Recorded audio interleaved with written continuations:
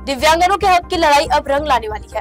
प्रहार जनशक्ति पक्ष के नेता बच्चू कडू ने राज्य सरकार द्वारा दिव्यांग मानधन में की गई बढ़ोतरी का स्वागत किया है, लेकिन साथ ही उन्होंने साफ किया कि जब तक 6,000 मासिक मानधन की मांग पूरी नहीं होती, संघर्ष जारी रहेगा।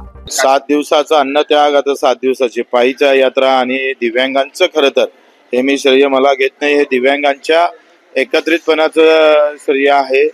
त्यांनी जे काही संघर्ष केला त्याला आता काही प्रमाणात यश भेटलेलं आहे, तरी आम्ही 6,000साठी आग्रही राहू आणि मी मुख्यमंत्र्यांचं उपमुख्यमंत्र्यांचा आभार मानतो, धन्यवाद देतोय।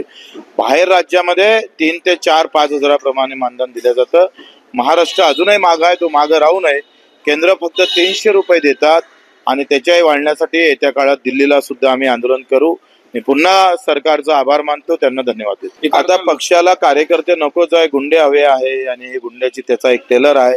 प्रत्येक जिल्ह्यात आकाचा आका त्याचाही आका अशी एक संस्कृती या महाराष्ट्रात निर्माण होते की काय असं चित्र आहे, त्यावर लक्ष दिलं पाहिजे।